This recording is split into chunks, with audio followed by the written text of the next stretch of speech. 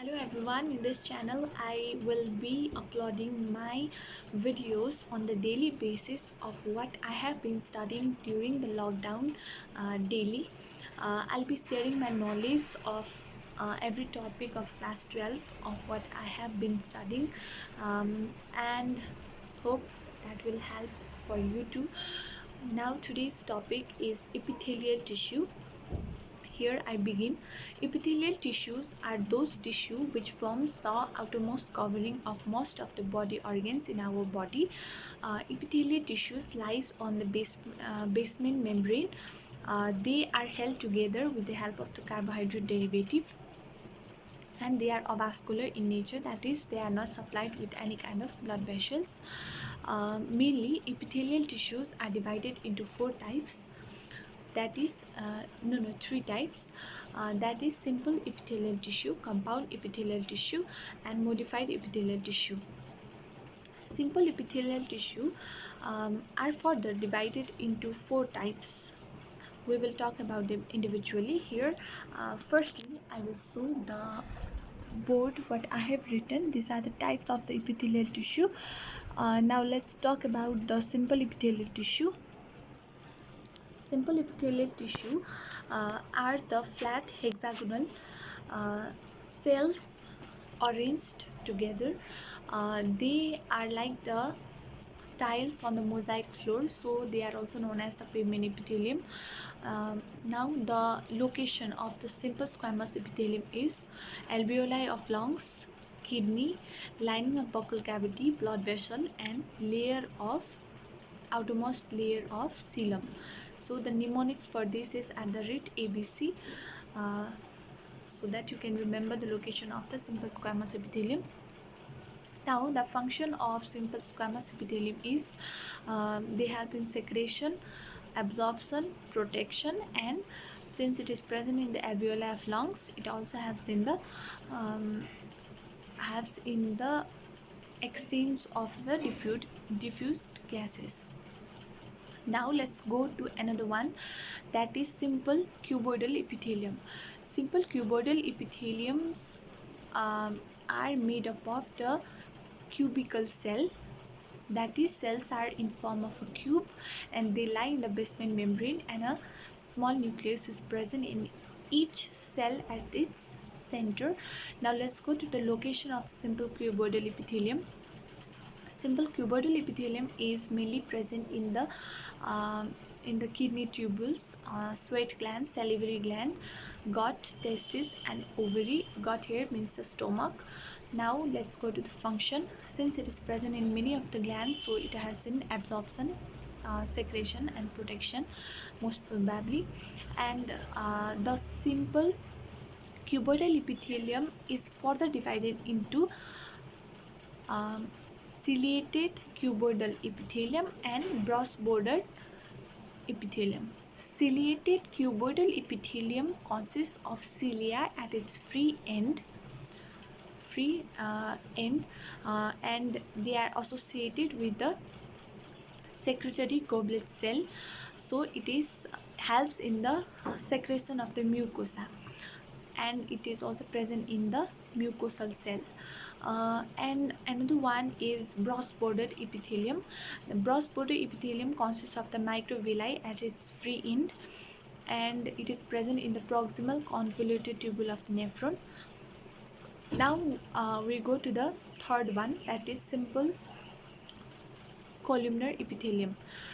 Simple columnar epithelium are made up of the cells which are columns like in structure. They are arranged like the columns, and each cell consists of a large nucleus at the end of the base, at the base, near the base, and they lie on the basement membrane. And let's go to the location where it is located. Simple columnar epithelium is located at the lining of the stomach, intestinal gland, pancreatic gland, and ureter, uterine wall. And as like of simple cubic cuboidal epithelium, simple columnar epithelium is also further divided into two types, that is ciliated columnar epithelium and broad border epithelium. Let's talk about the ciliated columnar epithelium. Ciliated columnar epithelium consists of the cilia at its free end, and it is mainly present in the oviduct and the respiratory duct, that is bronchioles, and the broad border epithelium. Ciliated columnar epithelium function is to help in the movement of the flow and movement of any particles. And now let's go to the broad bordered epithelium. Broad bordered epithelium is consists of the microvilli at its free end, and its location is in the intestinal mucosa, and it also helps in the secretion of mucus. Now let's go to the pseudostratified epithelium. Pseudostratified epithelium is named as a pseudo, which means false. So it is called the false multi-layered tissue because it seems to be like the columnar epithelium, but the incision that is in between the cells do not reach up to the top. So it is called the false multi-layered tissue. And pseudostratified epithelium is mainly present in the trachea and large bronchioles and some of the duct of some gland, and it also helps in the blockage of the dust particle entering inside the cells. Now we have completed the simple epithelium. Now let's go to the compound epithelium. Compound epithelium is further divided into four types, and the types of compound epithelium are compound squamous epithelium, compound cuboidal epithelium, compound columnar epithelium, and transitional epithelium. Now let's study them, or let's talk about them individually. Compound squamous epithelium is made up of the flat hexagonal cells.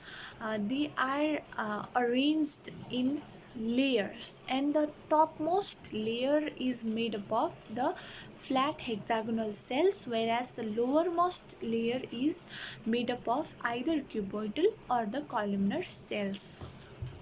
Now the location of the compound squamous epithelium is based on its types, as it is divided into two types, that is keratinized squamous epithelium and non-keratinized squamous epithelium. Keratinized squamous epithelium consists of the dead cells at the topmost layer. That dead cell is due to the deposition of the protein, which is known as the keratin protein, and that keratin protein acts as a waterproofing material, due to which it is dry. The cells are dry, not wet. So the keratinized squamous epithelium are located in the nails, hairs, and claws, since they are dry. And non-keratinized squamous epithelium, since there is the absence of keratin protein, it is present in the wet surface like buccal cavity, esophagus, vagina, and pharynx. And its function is to protect the body organs, absorption, and secretion. Now let's go to another one, that is compound cuboidal epithelium. Compound cuboidal epithelium is made up of the cubical cells at the topmost layer and either squamous or columnar cells in the lowermost level. And the location where it is located is salivary gland, sweat gland, intestinal gland, and pancreatic gland. Uh, and its function is secretion, absorption, and mainly protection. Now let's go to the compound columnar epithelium. Compound columnar epithelium is made up of the columnar cell in the outermost, that is topmost layer, and made up of the cubicle cell at the lowermost layer, and its location is the lining of mammary gland, lining of vasa deferens, and trachea and bronchi, and its function is protection and absorption and secretion. And then let's move forward to the transitional epithelium.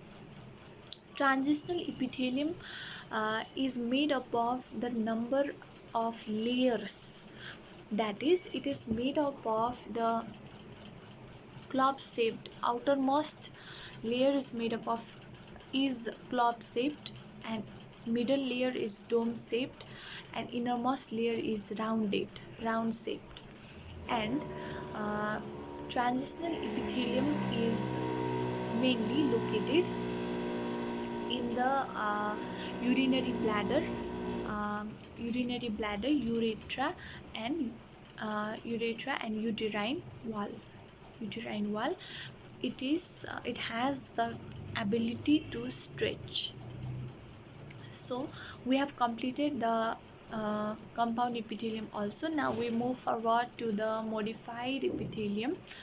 um, Modified epithelium is specialized for different functions, and mainly it is divided into mainly 4 or 5 types. Here we go, we will explain all the topic.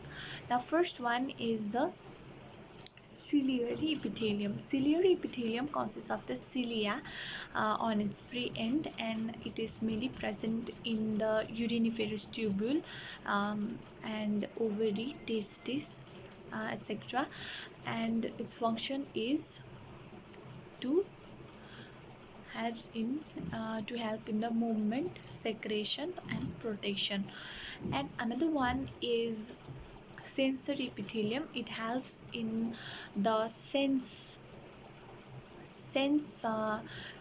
it helps in the sense of different kinds of textures, and it is present in the nose, nostrils, and tongue, and it helps for the sensation. And then another one is the glandular epithelium. Glandular epithelium is further divided into so many types depending upon different kind of it's depending upon the shape and complexity, depending upon the mode of secretion and all. We will study about them individually. Now first one is glandular epithelium. First division on the basis of the number of cell, that is, first one is unicellular cell and second one is the multicellular cell. Unicellular cell, as we know that it consists of only one cell. Uni is equal to 1, and it is present in the goblet cell.